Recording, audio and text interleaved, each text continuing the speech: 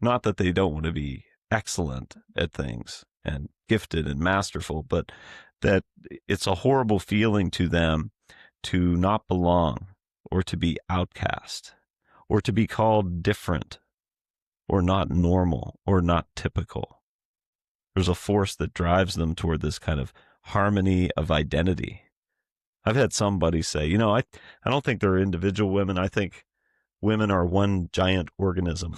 They, they're all connected to each other. Like an ant hill, an You're ant like colony. gossip spreads around and they all know about it, kind of a thing. So a woman, it's a guy might wear on a very simple model. A guy might, like last night I went out and wore bright white shoes, which was sort of set me apart. I was taking a risk with my outfit, or I also brought like a kind of a loud floral print T-shirt to draw attention, peacocking in the language. So I want to stand out a little bit from the group with unique dress, and I know you do that with some of your things when you go out. A woman, by contrast, wants to get attention, but she doesn't want to do something that's going to risk putting her out on beyond the periphery of the group in terms of how she's very concerned with being considered a part of the female unit of the group unit. Okay. Yeah. And then there's a yin yang kind of concept too, of course. Without evil, how can there be good? Without the devil, how can there be God? Without Republicans, how can there be Democrats? Whatever it may be, you got to have opposites to be able to gauge things and measure things. There's got to be a spectrum of everything. Otherwise, how can you measure anything you're doing? So the importance of saying we're learning here how to understand and appreciate, not just understand feminine energy, but actually come to appreciate it. Appreciating feminine energy, and it doesn't make you weak. It doesn't make you feminine to appreciate feminine energy. It empowers you because it's with that as a yardstick that you can actually measure your masculinity. And it's the presence of feminine energy that actually gives your masculinity a raison d'etre, that gives you a reason for being.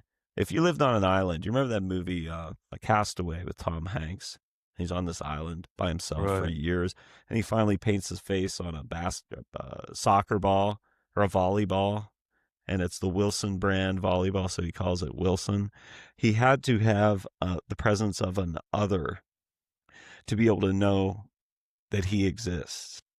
Okay. Okay. And we need the presence of the feminine and the uniqueness of it and the differences in it to truly exist in our masculine nature. So appreciate them. Don't just be a dog who goes out and says, women, they're crazy and they do stupid things and this sort of thing, and just try to understand them so you can manipulate them. I'm not down with that. I want you to understand them so that you can appreciate them and therefore appreciate yourself. And I'll tell you, coming from a guy who has had a lot of experience with women, if you incorporate some of those elements, women will pick up on those cues. My apartment, for instance, has a lot of feminine touches. I like beautiful things. I have artwork on the wall. There's a nice flow to the place. Stained glass windows. It's not really a guy's like party den with like stuff all over the place, and nothing is in like black all over. And women feel very comfortable, and many of them have enjoyed themselves in this place because it has almost a pervasive feminine feel that they can tune into and they feel comfortable with. So to pick up on some of the, especially the aesthetic things that women appreciate, and implement those in your life, especially in the area, maybe in your bedroom or something, at little accents as simple as candles or some plant life or keeping the place kind of clean or uncluttered. These neat and tidying things, which are instinctively female in a way, can actually increase your success, I found. So good. So I have a tactic. To give out. You might say it's a homework assignment in understanding feminine energy, because women need to belong. That the worst thing that a woman could do to another woman is to cut her off from belonging to a group, exclude her. then something can work to your favor and your understanding and your appreciation of them when you approach a woman and invite her to belong to something you are involved in. You could call it a conspiracy technique. There's a conspiracy of two.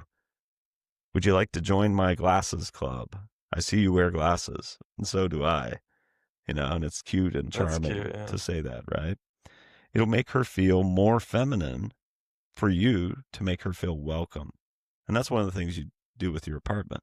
So that's your assignment from me on the topic of feminine energy, is to form a conspiracy of two with a woman this week where you invite her to belong to something that you have territory over, dominion over, even if it's in joking, like let's rob a bank together. Are you in?